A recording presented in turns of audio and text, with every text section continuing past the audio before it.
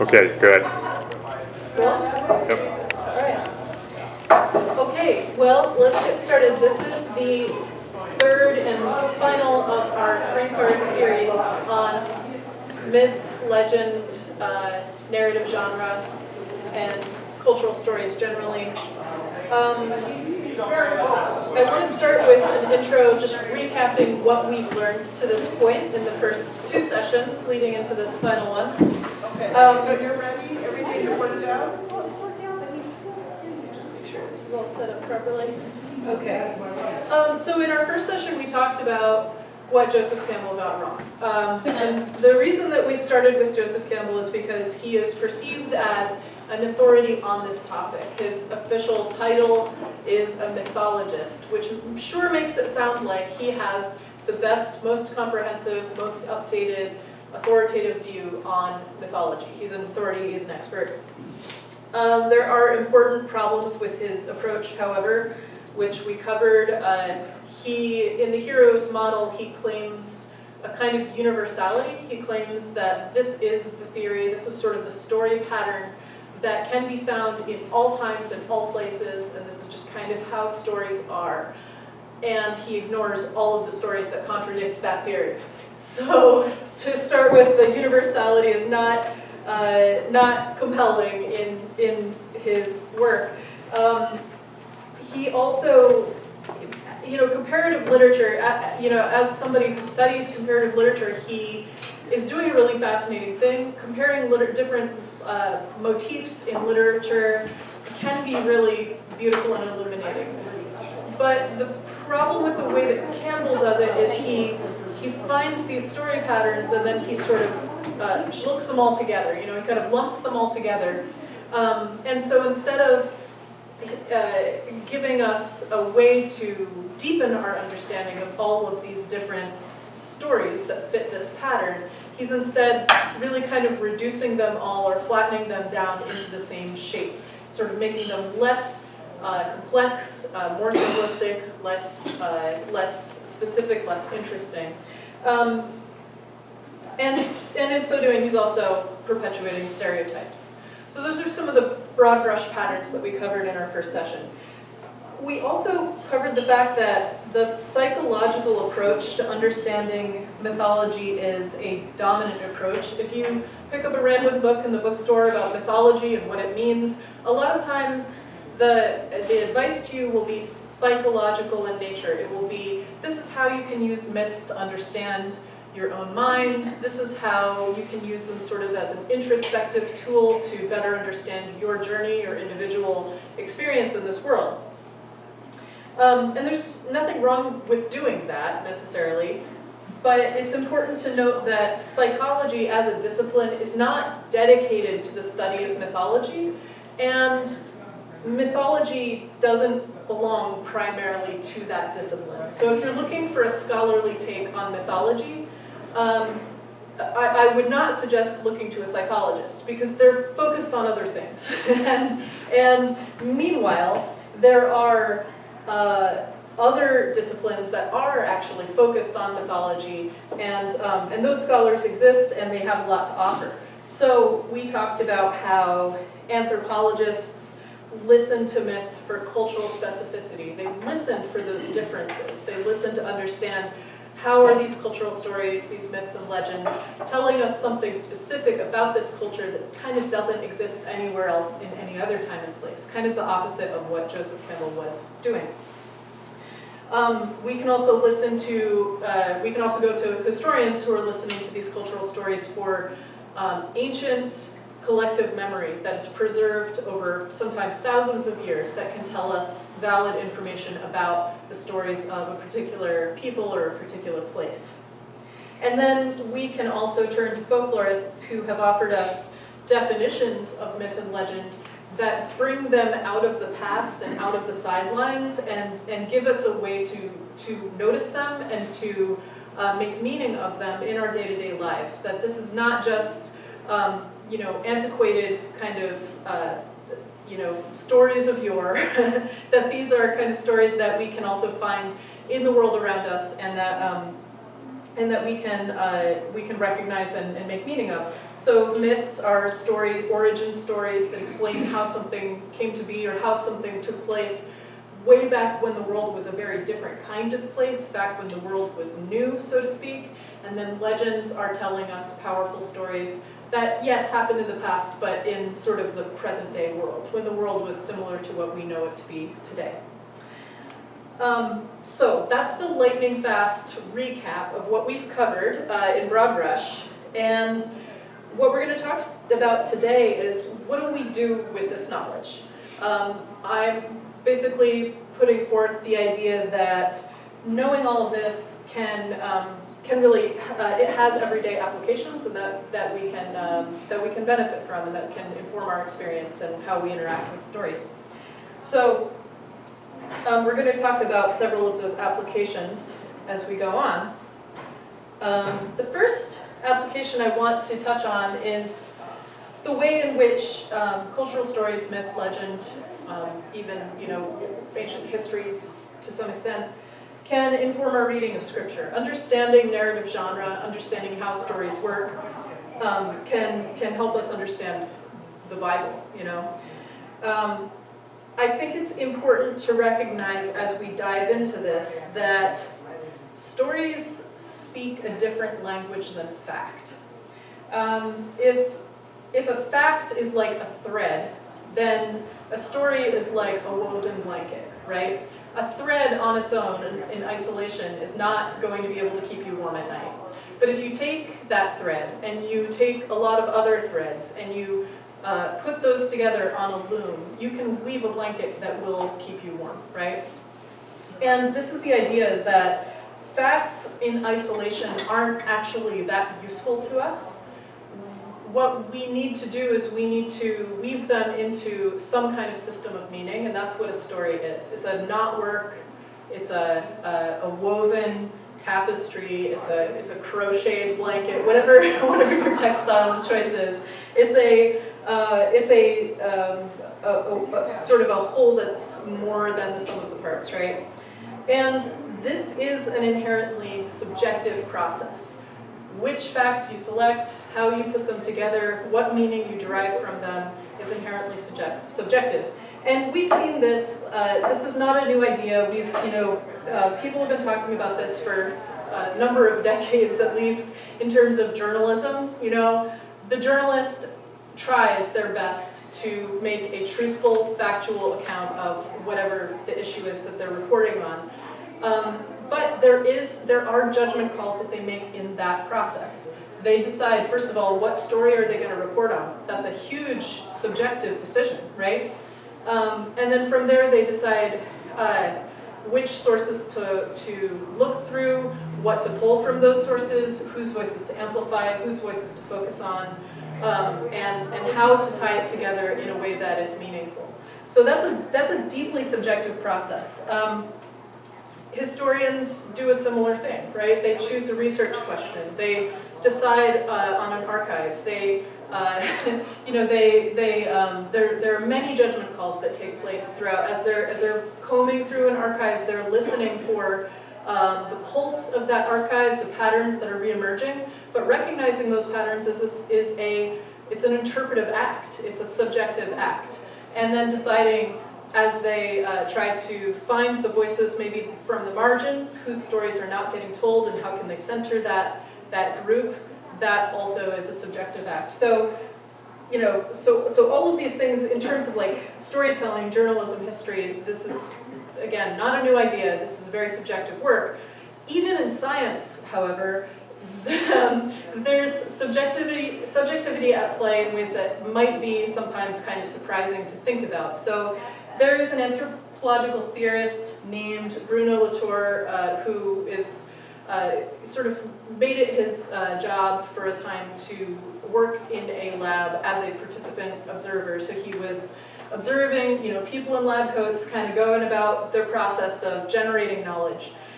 And what he found was that process was very much an interaction of person to person. It was also an interaction of person to inanimate object, as what he would call an inanimate object, or chemicals or lab equipment, beakers, like whatever the equipment of that lab was, that those physical materials had a role to play. They acted out a part in the story as it was taking place. As these scientists were interacting with those materials, what they learned was affected by their interactions with those materials, and then also their interactions with each other. So knowledge was proposed, it was contested, it was speculated upon, it was verified, it was, went through all of these phases of process, but it was, it came through a network of social relations. It was generated as a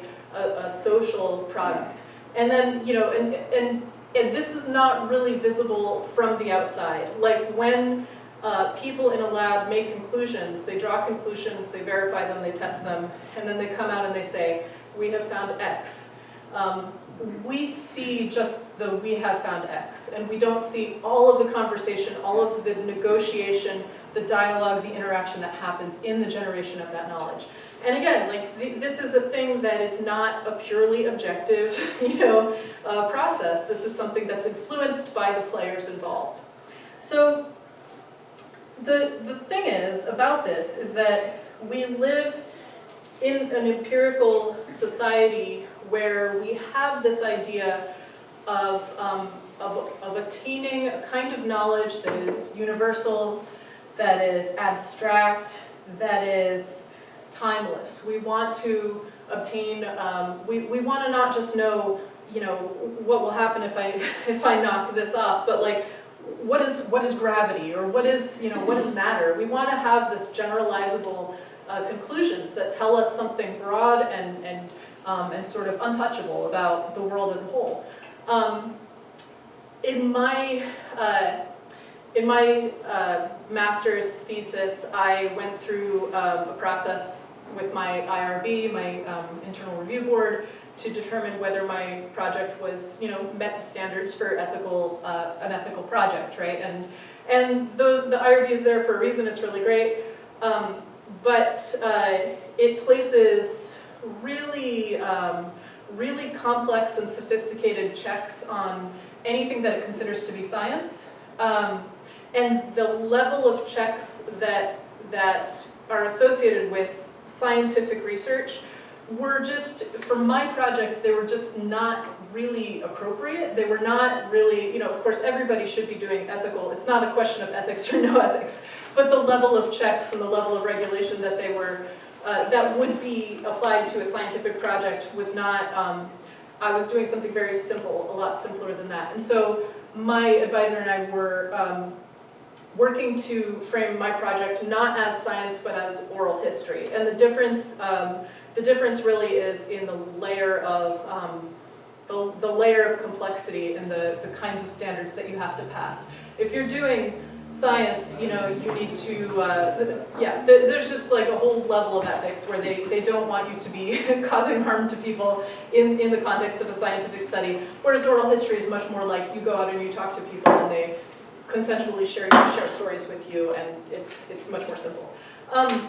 And so the IRB wasn't really sure whether my project was oral history or science, and so they were attempting to verify this. And essentially what the question boiled down to was, if it's science, then it's creating a generalizable knowledge about the world. That was the key question. So when I interview the people that I interview, am I finding out about these people here and now, situated in place and time? Or am I finding out something broad about the human condition as a whole? And the reason I tell this story is because it illustrates really clearly how the project of science is not to find out how this particular object is going to behave if we subject it to this particular stimulus. It's to find out something much more generalizable. It's to find things like natural laws. It's to find predictable patterns of phenomena that can be studied and repeated and found to be reliable, right? So it's this search for universal knowledge. And that's great. I mean, I will say, I've said before and I will say again that the scientific process, the scientific method is really valuable, and I'm glad that it exists. It plays a really important role in the generation of knowledge. But the trouble is that as a society, because we place so much value in this kind of empirical way of understanding the world, it kind of creates an atmosphere where verifiable fact is sort of the definition of value. If it's a verifiable, sort of repeatable, observable, empirical fact, then it's true. And if it's anything other than that, it's not true. And it might be fun, it might be like nice or whatever, you know, it might have sort of recreational value, but it doesn't really have epistemological value, right? So then you have anthropology, and anthropology is standing right there in the same room saying, all truth is partial. All truth is situated in time and place. All truth is culturally specific. So as with Latour following the scientists around and taking notes on their process, you know, the culture of the lab is a culture. It's a culturally specific place. It's motivated by a set of cultural values, a set of beliefs, a set of norms and practices. It has a specific goal, and it's there to accomplish a specific task. That doesn't mean that all other goals and tasks are invalid. That just means that this one is specific, right? So culturally specific, situated in time and place, right? You know, the idea that we could step out of our own perspective and attain a kind of bird's eye view or jet's eye view of the world that's not influenced by perspective, that's not influenced by our subjectivity or by our moment in history, our place in time. That's not really an achievable goal. And partial is the idea that all knowledge, there is no comprehensive knowledge. There's no comprehensive, you know, see it from all sides at once, kind of from a God's eye view, right? For us humans, like, I won't say that's impossible for God, but for us humans, you know, that's going to be, what we come to know is going to be partial by definition. So, and again, not all, so not all ways of knowing are aimed at the same goal. And what I would say too is that stories, I said a minute ago that stories are speaking a different language than fact. The goal of a story is different than the goal of empirical knowledge, right? And stories as a different language, as a different way of understanding truth and interacting with knowledge in the world, they can exist in a middle space that is outside of the paradigm of, is it empirically true or is it empirically untrue? Like this sort of binary thinking of like, yes, no. Stories live outside of that paradigm, right? Stories live in this kind of in-between. I mentioned, I think last week, one of my anthropological heroes is David Graeber, who passed recently, and his work, he talked about, in one of his essays, he dealt with the way that you can have like a take that is contradictory to another take, right? A statement that is sort of incompatible with a different statement. And you have people telling this one story, believing this one thing, and then you have people over here believing something completely different. And there's a movement within anthropology called the ontological turn, where they're trying to allow each thing to be true in and of itself, while also contradictory. And they're sort of bending over backwards and jumping over hoops to try to develop some way of explaining this where it's not the case that one of these is just wrong, right? And the way that Graeber was writing a critique of the ontological turn when he covered this territory, but the way that he engaged with that idea of what do you do with two different worldviews that are just completely contradictory, what he said is reality is bigger than we are. And its fullness is unknowable to us. We can know it, again, partially. But its fullness is unknowable in its whole. And so when we find stories that are directly contradictory, and it's not clear that one or the other of them is just obviously false, right? What we're seeing may in fact be a response to encountering reality. That the kind of mystery that shows up in those stories, the mystery that you feel as you're dealing with a paradox, as you're dealing with one of those contradictions, that may in fact be when you're actually getting closer to reality, because reality is so much larger than we are. At any time we have kind of a simple way of explaining the world, that's useful, but it's probably not encompassing the whole of reality, right? So when we encounter those contradictions and paradoxes, those sort of true, untrue moments, it may be that we're encountering something that's larger than ourselves, that's something that is sort of requires a different approach to try to engage with and understand. And that's something that stories can do for us really well. I will say, many of the stories in the Bible do represent historical truth. Many of the stories in the Bible can be validated from the perspective of these are facts and events that we can verify did happen. But even the biblical histories, the writers of the histories, they were writing from a different genre than today's contemporary historians are writing from, right? They were operating by different rules, they had different goals. They weren't necessarily sorting out the disciplines in the way that we do. They're kind of merging everything together and kind of moving from a more centralized or like holistic, maybe an interdisciplinary way of engaging with truth. So they have different cultural norms, different standards of reliability.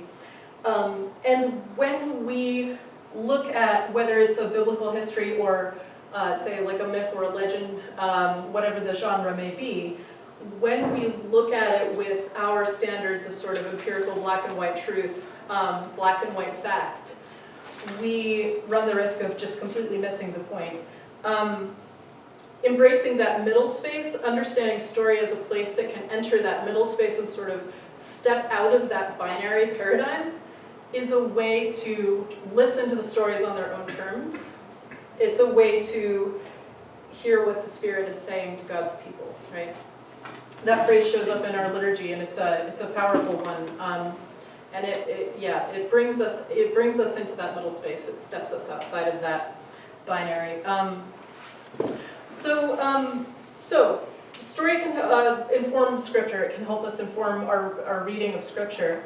It can also help us understand other cultures in the world. So one of the things, again, coming back to Joseph Campbell, the psychoanalytical approach that he took framed stories as a way to understand one's own mind, one's own story in the world, one's own personal experience. And again, I'm not disparaging that if that's meaningful, like you could do that, that's great. Understanding oneself is good, right? But if we were to stop here in the study of myth, in the study of these cultural stories, we would be falling short of all there is to find. This kind of individual, sort of brain-focused, cognitive-focused paradigm for understanding story is, sure, one valid way to look at it, but it's certainly not the whole. And here I'd like to take another little detour into anthropological theory with the introduction of Franz Boas. So Franz Boas was born outside of the US, but he is known as the founder of American anthropology. And if you haven't heard of his work, which you may have, I think we have some linguists among us, Franz Boas is influential in that space. And also his students have been extremely influential in linguistics and in other areas. So just to give you a sense of the incredible influence that Franz Boas has had on the development of scholarship in this country, you know, and anthropology in particular. Franz Boas' student, is it Edward? I can't remember his first name. Edward Sapir? Sapir. Yes, yeah. So who gave us the Sapir-Whorf hypothesis, which is the idea that, you know, language and culture, that language influences thought and thought influences language, and that there's sort of, there's this relationship between the two that is really profound and interesting. One of his students was Eric Wolf, who wrote the book, The People Without History, and his idea was that there is no people without history. At a time when European and Euro-American scholars were looking at indigenous people as having no history, as being sort of like locked in time, like sort of like in a static, in the midst of a static sort of state of being, sort of like an animal, right? Like sort of like, you know, the way that if you study wolves and you kind of understand like how wolves are, and then, you know, you learn some things about how they organize themselves socially and so on. And you would expect to find that, you wouldn't expect that to change, like you wouldn't expect that to develop for like a wolf family to have like eras of its history. You know, you would expect that wherever you found wolves in the world, they're probably going to be living in much the same way, and that's not really changing. That assumption was placed upon indigenous people, which of course is total bunk, right? Like no people is that simple, right? People are sophisticated and advanced and things happen and they have history, even if that history is not written down. So that was one of his students. He also gave us Margaret Mead, who went to Samoa and studied adolescence there, and she questioned the idea that does adolescence have to be a time of turmoil? Does it have to be really hard for everybody? And her idea was no. Like the work that she did was meant to put forth the idea that this is culturally, it's a cultural phenomenon, right? It's not fated, it's not predestined. We have Ruth Benedict, who came up with patterns of culture, the idea that culture is learned, that there are knowable patterns that you can find and you can understand it in that way. So lots of, lest I forget, Zora Neale Hurston. So if we have any literature buffs in the room who love her novels, a very talented writer, also a folklorist who went and collected stories in the American South among black folk there. Yeah, fantastic ethnographer. She also was part of the Boasian school, right? So Franz Boas, very influential. And one of the things that he gave us is the idea of two theories which are very powerful today, still today, which is cultural specificity. We mentioned this briefly a minute ago, that all cultures are specific and have to be understood in their own terms. And then historical particularism, the idea that it's not the case that all societies are following a set path from primitive to advanced, from barbaric to civilized, right? That is a wrong-headed idea that was very popular in anthropology and before. And Boas was like, no, let's not, how about we don't? You know, it's much more complex and interesting and less racist than that, you know, the truth is. And so he put forth the idea that a culture can develop in any number of ways. It's not like you're a cow moving through a cattle chute. It's like you're on a landscape with complex topography, and you could go any number of ways through this landscape, right? Cultures can develop in any number of directions. And so to tie us back to stories, a story is a cultural product, right? Like a story expresses the culture of the people that it comes from. So it contains a set of values. It contains a set of presuppositions or beliefs about the world. It will probably involve patterns of behavior, landscape information, material artifacts, things like what kind of house, what kind of things fill the house. You'll pick up on all of these things because it is a window into culture. to my students when we're talking in, early in the term about what is culture anyway, the definition that I give to them is just a handy, easy to remember definition, is that if you want to boil it down really simply, it's that culture is the way we are together.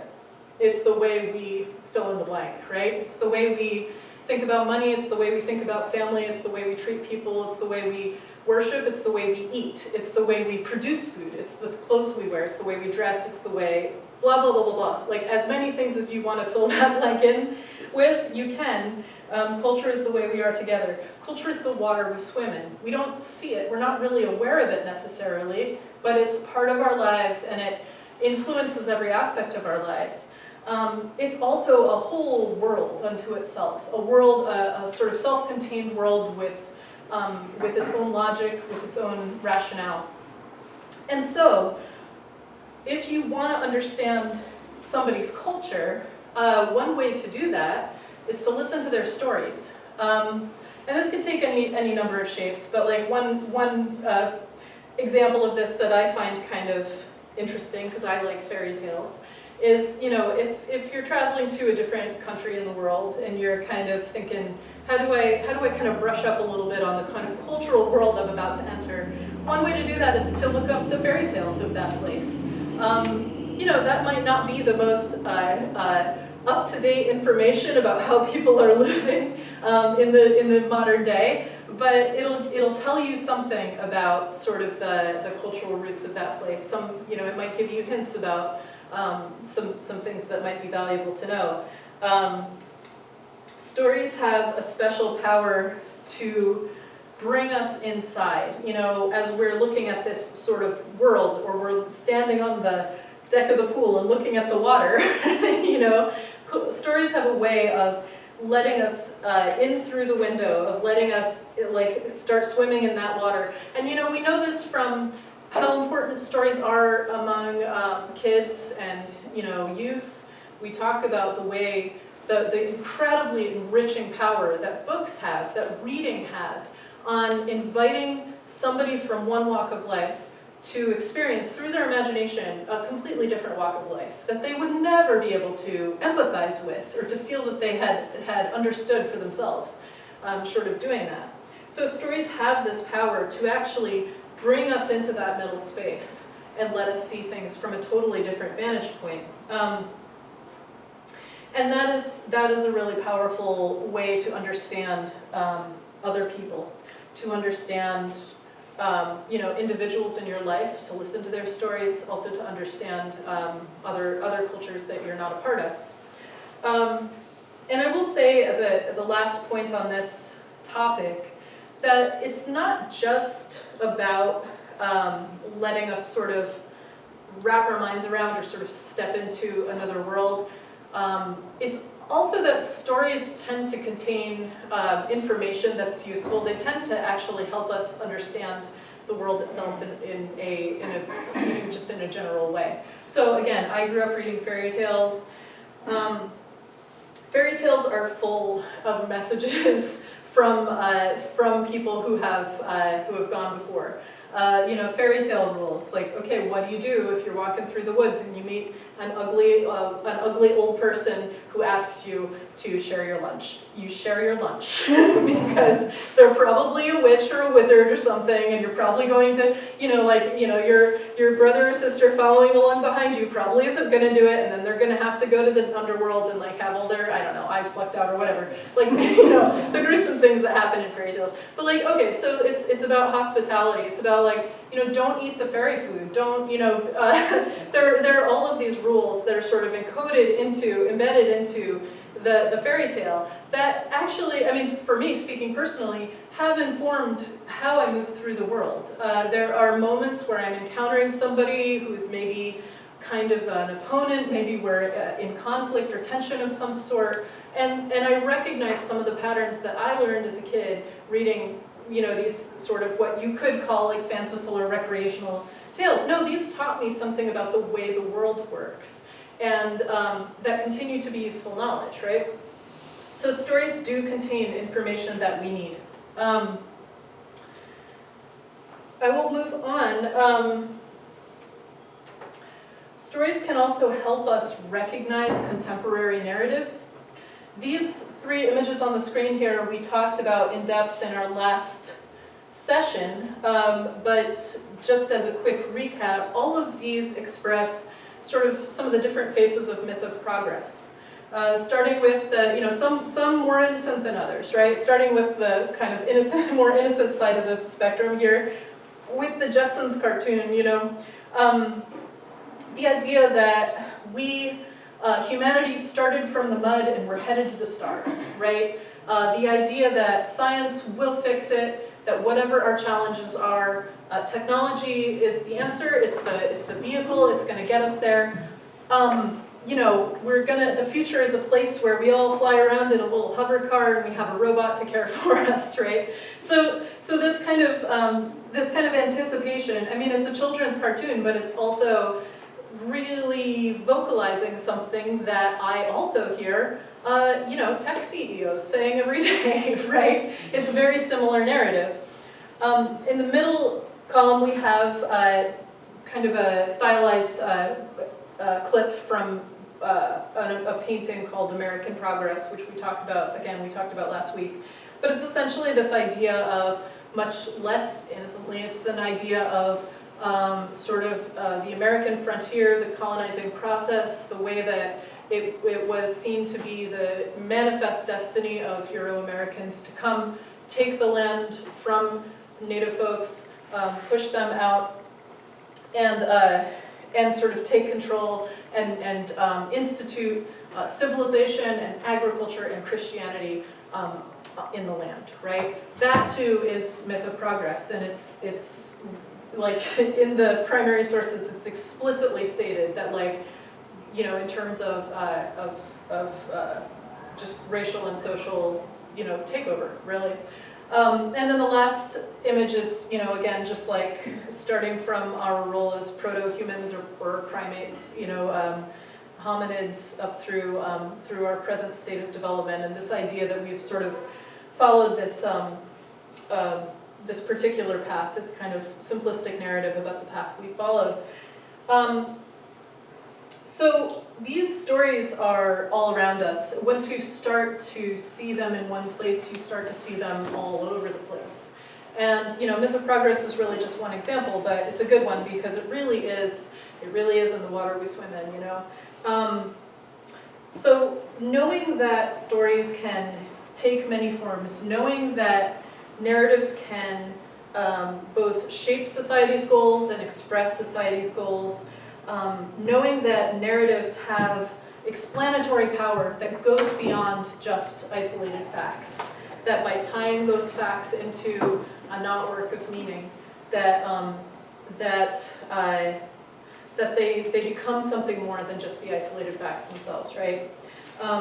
The idea that stories are absolutely everywhere. These can become a paradigm shifter, something that really changes how you see the world and what you're able to recognize in the world that you see. Brené Brown famously said that we are all always telling ourselves a story, which means that we can ask, no matter where we are, no matter what's happening, what is the underlying story here, right? We can ask it of ourselves. What story am I telling myself about me and my coworker and the conflict we're having? We can ask it about the people that we interact with online. Maybe we're having a heated discussion about reproductive rights or gun violence.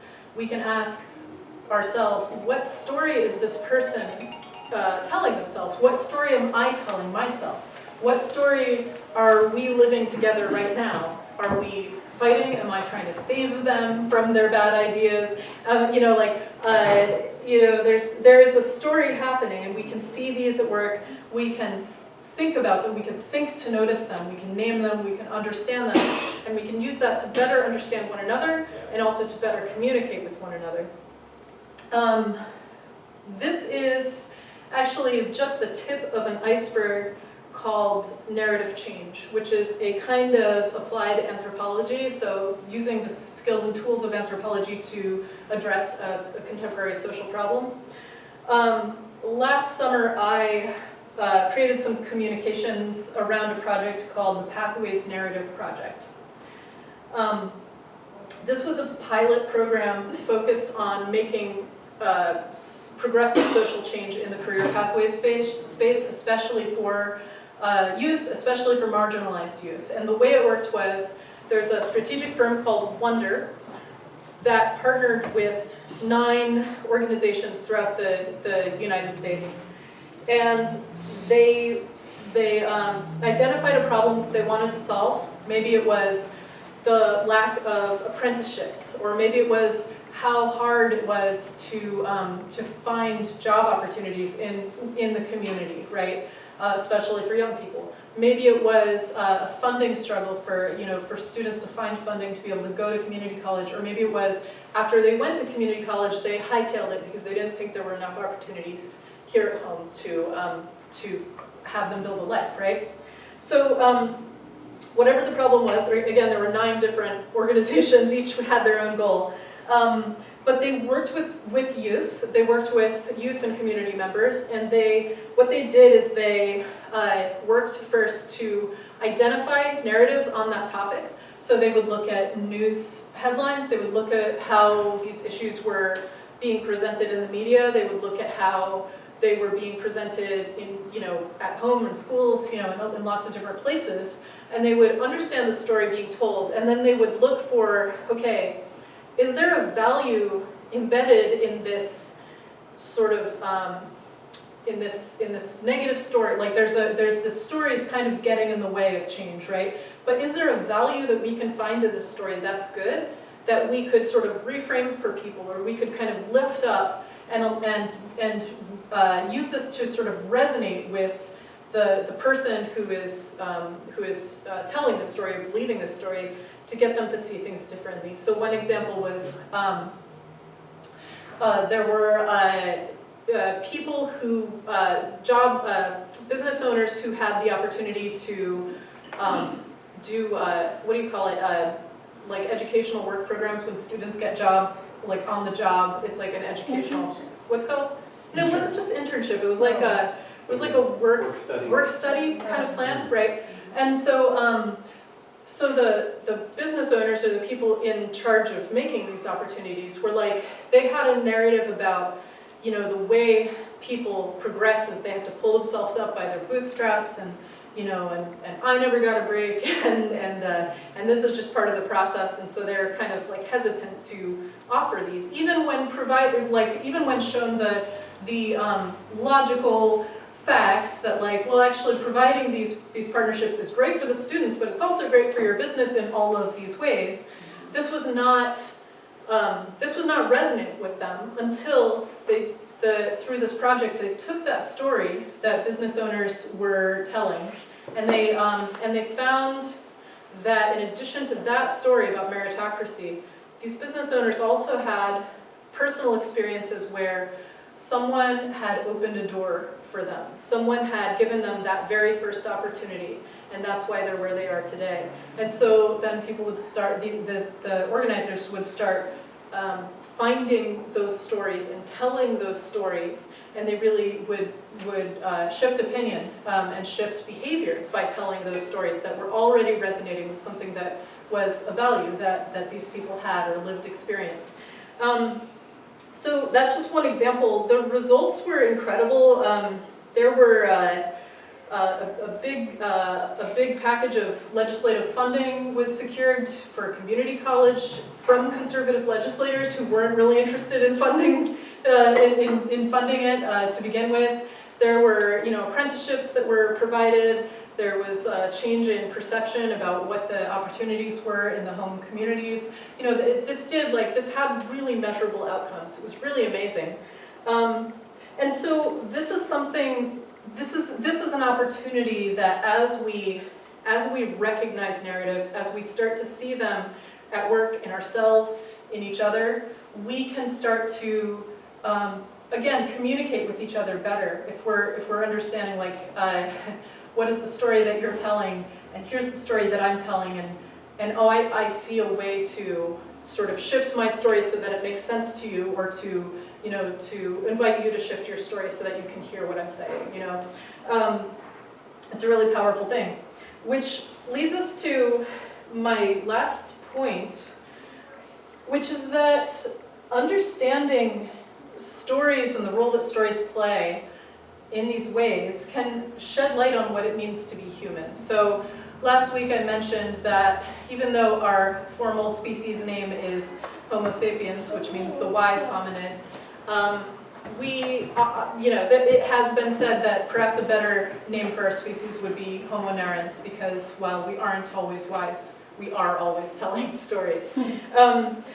And so what I would like to do with this last section of this talk is introduce you to yet one more theorist, whose name is Walter Fisher.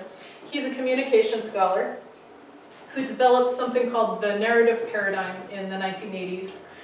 And I mentioned him last time, but I'd like to just give a little bit of an overview of what the narrative paradigm is and why it matters. So Walter Fisher, he has this beautiful little nutshell description, which is what I'm summarizing for you today. He said that there was a time when logos was involved, the kind of higher order sort of Aristotelian logical thinking, as well as storytelling. And then there came a time when we sort of separated logos from mythos, and we said they're two separate things, and we're going to think about them separately. But even though we sort of drew a line between them, that line is kind of an illusion, because they are still really tied together, storytelling and thinking, right? Human decision-making revolves around what Walter Fisher called good reasons. The reasons within a story can be found in all kinds of shapes and places. So they can be found across genre, okay? It's not just like the journalist's factual report where we find rational, good reasons to believe a thing. We also find it in history, we also find it in fairy tale, we also find it in myths, legends, we also find it in jokes. And this is why if you've been, perhaps you've heard in the last couple of years, people talk about how dangerous fascist jokes are. It's because they, on one hand you might hear people say, well, they're just jokes. They're like, the person who's making the joke doesn't even believe the joke, But the reason they're dangerous is because they contain these good reasons, not morally good, but they contain these compelling reasons within the structure of the joke. So even when the genre is purely fanciful or purely for laugh, it still contains a compelling rationality that can work on people, which is why those jokes are so dangerous, is because they are also powerful, even though they seem just silly, right? Or they're presented as just silly. So the idea here is that human rationality is narrative in nature. We have this concept of Aristotelian logic, of or analytical philosophers, But even if you're interested in those things, even if you really do try to live a self-examined life where you really are applying like a hard logic to your beliefs, you very likely are still largely driven by narrative. And because it's a cognitive vehicle. Walter Fisher has this wonderful quote, "Stories are the whole mind enacted in concert with itself." So the whole being comes together in stories. And it's not that stories just work on us, it's not that we're irrational or irrational. It's that there's a kind of rationality embedded in the stories that we are scanning for and listening for that works on us. So there are three sort of categories to this type of rationality. There's probability, did that really happen? Could that have really happened? We all judge stories by that, right? There is coherence. Does this story hang together? Does it make sense? What am I even hearing? What's the meaning of this? And then there's fidelity, narrative fidelity. Is what I'm hearing a faithful account of what I know the world to be? And that's, again, coming back to jokes. When we hear a good joke, the substance of the joke might be pure nonsense, but the reason we laugh is because we recognize something true. We recognize that there is narrative fidelity in the fanciful, silly joke that we're hearing that actually is talking about something true and real that we recognize in the world around us. So, long story short, Walter Fisher boils this down to these also wonderful words. The world is a set of stories. And we all sort of intuitively understand that we have to select and recreate certain stories and not others in order to live a good life. So this is something I know personally I'm very aware of when there are times that I come to like a fork in the road where I recognize that I have the option to think about a thing in this way, or I could think about a thing in this other way. Maybe it's a conflict that I'm having with somebody, and I have this sort of opportunity to maybe cast myself as a victim, or to kind of go down the self-pity route, or to go down the righteous indignation route, or whatever the thing is. And then I realize, but where is that going to go? Like, will that actually make my life better? Because often the other route is going to actually lead to a better, more productive end, where maybe there's a chance to reconcile with this person, maybe there's a chance to change their opinion or to change mine, maybe there's an opportunity to admit my own shortcomings in one way or another, but it's very intentionally like, well, here's the sort of thing that I'm inclined to do, but I know that it's not going to lead anywhere good, so I guess I should probably do the better thing, right? So in that scenario, I'm choosing a story. I'm choosing to let go of one story and to choose the other, to tell myself a different story. Again, like I said earlier, the scientific method is an invaluable invention, but it's also sort of like a second language for us. We can do it. We can conduct a controlled experiment if we're trained and have access to those kinds of resources. We can do that. Or we can even do it informally and sort of like try to, decide on a falsifiable conclusion and, informally in our own lives, test theory. It's not that we can't do that or that we shouldn't, but it's the idea that our first language, our more intuitive language, and the language that is very likely driving us, whether we are really aware of it or not, is narrative, is story.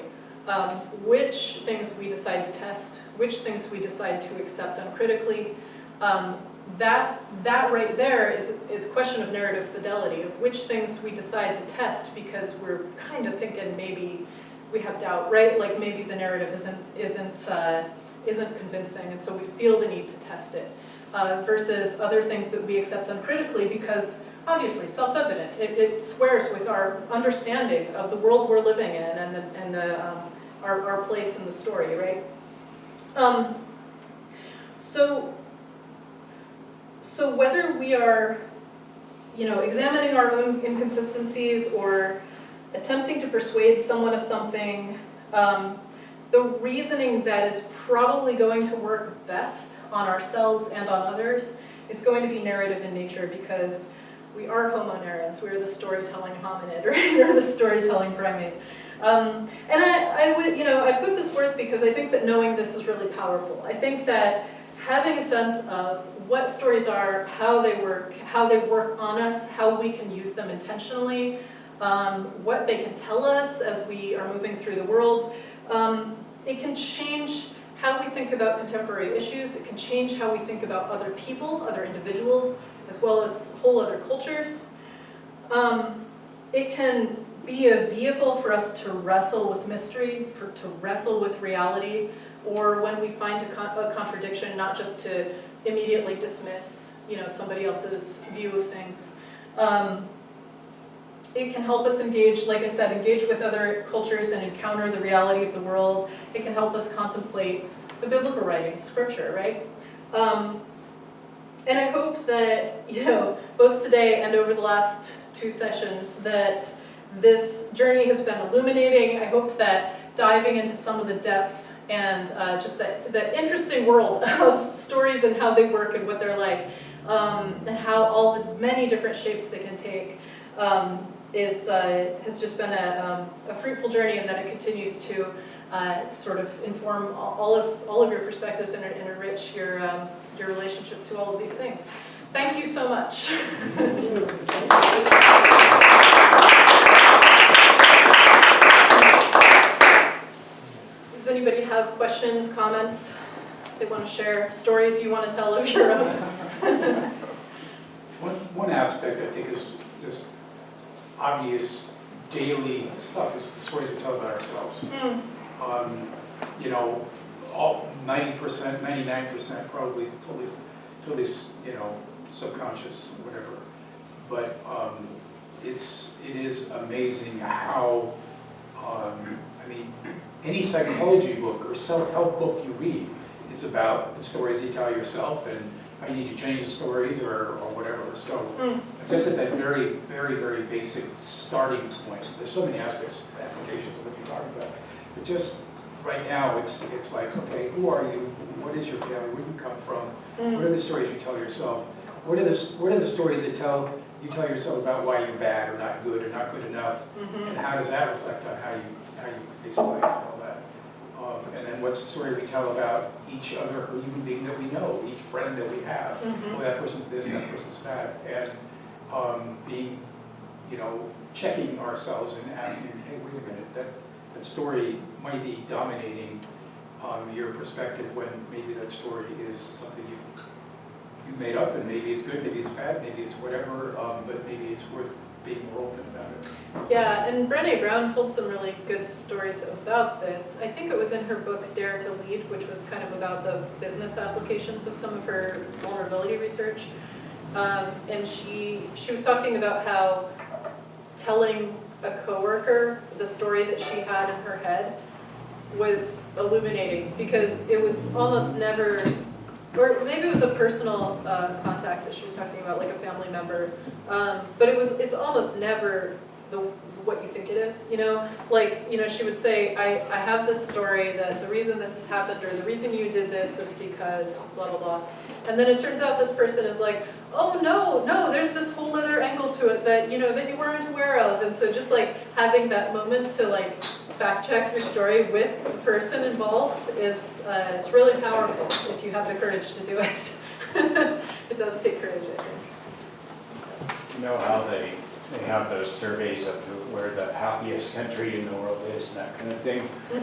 Have they done studies that would correlate whether those countries tend to have happy stories or tend to have more moralistic stories or less moralistic stories? Yeah, that's an interesting, I don't know, that's, yeah, I don't know if they've done that research, I don't know of it, but it sounds like an interesting project topic, yeah, for sure.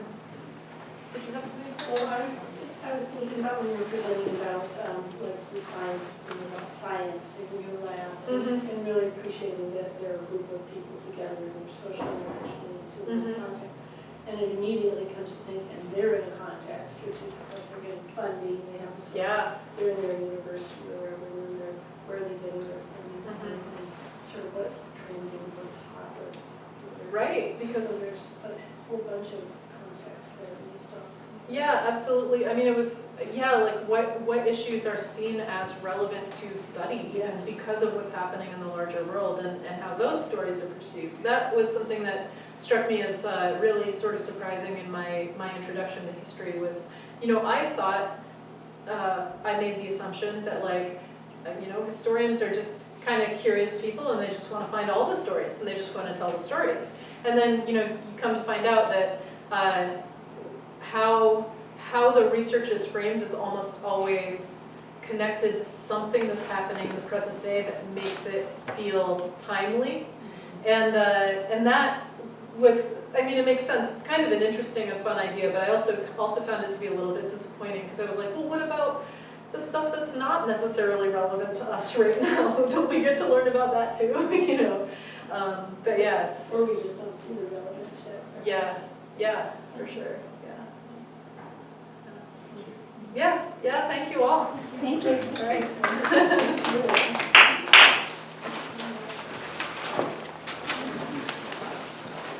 Oh.